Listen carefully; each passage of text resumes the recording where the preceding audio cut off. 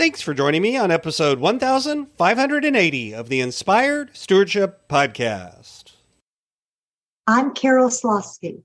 I challenge you to invest in yourself, invest in others, develop your influence, and impact the world by using your time, your talent, and your treasures to live out your calling.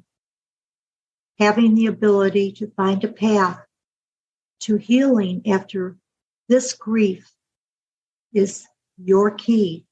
And one way to be inspired to do this is to listen to this, the Inspired Stewardship Podcast, with my new friend, Scott Matter. We just have to live like we love like God.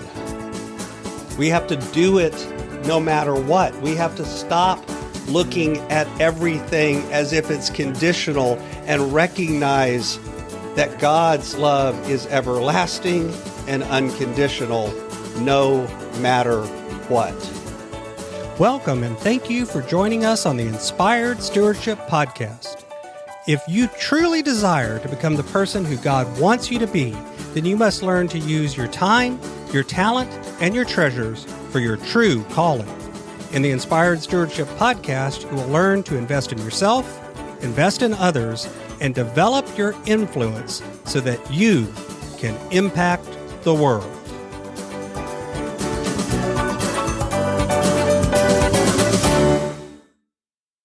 In today's Spiritual Foundation episode, I talk about Psalm 91, 1 through 6 and 14 through 16. I share how we live in the company of God's love, but often can't feel it. And I also share how God's love doesn't mean we never have trouble or pain, but does mean that God is there even when we do. Psalm 91 verses 1 through 6 and 14 through 16 says, "You who live in the shelter of the Most High, who abide in the shadow of the Almighty, will say to the Lord, my refuge and my fortress, my God in whom I trust. For he will deliver you from the snare of the hunter and from the deadly pestilence. He will cover you with his pinions, and under his wings you will find refuge. His faithfulness is a shield and a defense. You will not fear the terror of the night or the arrow that flies by day, or the pestilence that stalks in darkness, or the destruction that wastes at noonday. Those who love me I will deliver. I will protect those who know my name. When they call to me, I will answer them. I will be with them in trouble. I will rescue them and honor them. With long life I will satisfy them and show them my salvation." We live surrounded by a love that is indescribable. However, I don't know about you, but I often fail to feel that. It doesn't feel like it sometimes because I feel disconnected from that love. I feel like I'm wandering in the wilderness. I'm suffering through things, bad things are going on, and I'm struggling to get through it. I don't know about you, but oftentimes when I think about struggling in the wilderness, I think about pictures of those folks going through the jungle with a machete, chopping down the branches and trying to get through it. But the wilderness in the Bible that Jesus wandered through, that Moses wandered through, isn't a wilderness of weeds and grass and undergrowth and darkness. Instead, it's a desert. I live in Texas, and I can relate to being out with the sun beating down, pulling all of the strength from your bones, making you exhausted and hot and tired, exposed and vulnerable to the world. And here Psalm 91 starts with living in shelter, abiding in shadow. And imagine when you're caught out in the sun and you have nowhere to hide, what a relief and a blessing it was to have the Lord's shadow cast on you. Think about the peace that would bring you to find a moment of respite, a moment of calm in the shadow with the sun being blocked, when that cloud comes across and finally blocks out the sun and you feel that relief and you can stand a little straighter, breathe a little easier, and maybe open your eyes and begin to see that. And that's what God's love is. It's a relief. It's a relief from the dry feeling of isolation, abandonment. It's a relief from hearts that are parched from a lack of love that they can sense or receive or give. It's acceptance of security and peace. That's what it means when we talk about my refuge and my fortress, my God in whom I trust. And this psalm talks about things that feel dangerous in a way. What are we trusting God for? It talks about angels will bear you up so you won't dash your foot on a stone, treading on lions and snakes. No scourge will come near your tent. All of these things seem dangerous, and they're conditional too. It's talking about the Lord will deliver and protect those who know their name. But then immediately I began to think, but what about those folks that don't know God's name yet? Maybe because they haven't been exposed to it. They haven't had the opportunity. They haven't had it explained to them in a way that makes sense. Or what about those who have been taught that and should be called to love you and are still struggling to do it? I don't know about you, but I found myself in that camp time after time, where I struggle temporarily or maybe even permanently to find and believe and trust in the love of God. And even if we do know, even if we're doing the best we can to love the best we can, what do we get? What's the blessing that comes to us? Is it a bubble suit that protects us from all harm? Is it a tireless guardian angel that jumps in front of us in traffic and pulls us back from a busy curb and protects us from the sniffles and the colds and the diseases, or protects us from flying projectiles or accident or harm? Are we promised to be impervious to hurt? That's clearly not the promise, because if it was, why do we hurt?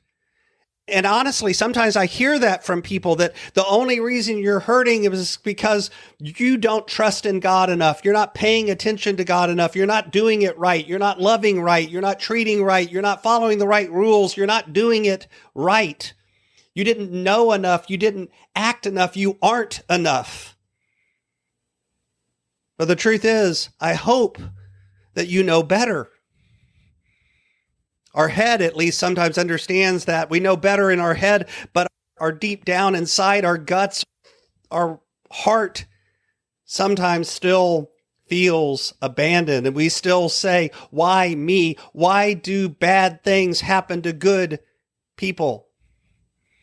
We feel inadequate. We feel like it must be because I've disappointed God. It must be because my faith isn't strong enough. It must be because I did something wrong.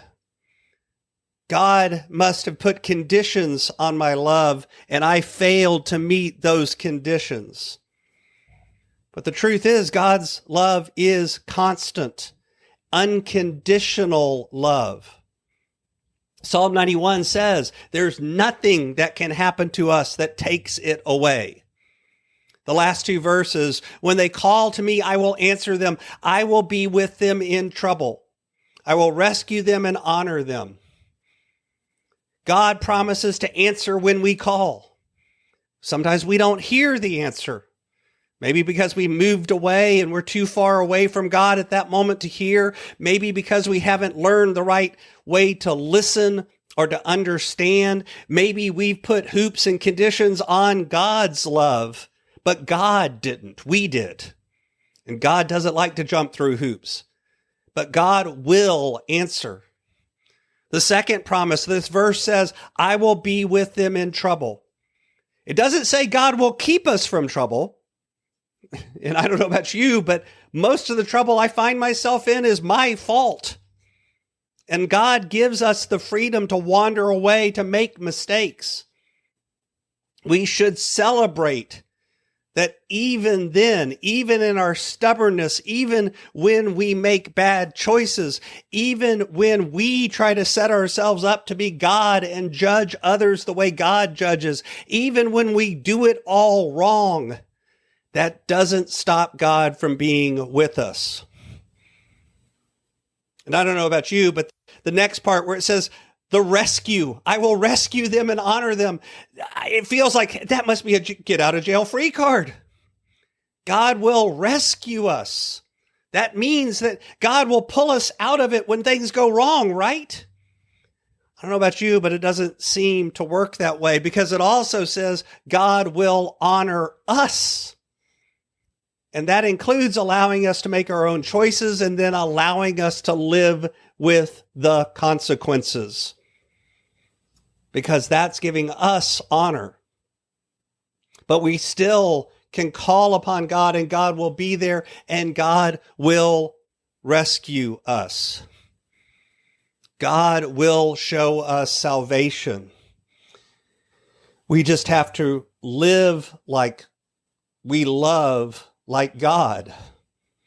We have to do it no matter what. We have to stop looking at everything as if it's conditional and recognize that God's love is everlasting and unconditional no matter what. Thanks for listening.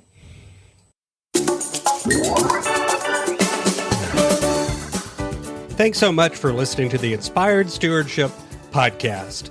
As a subscriber and listener, we challenge you to not just sit back and passively listen, but act on what you've heard and find a way to live your calling.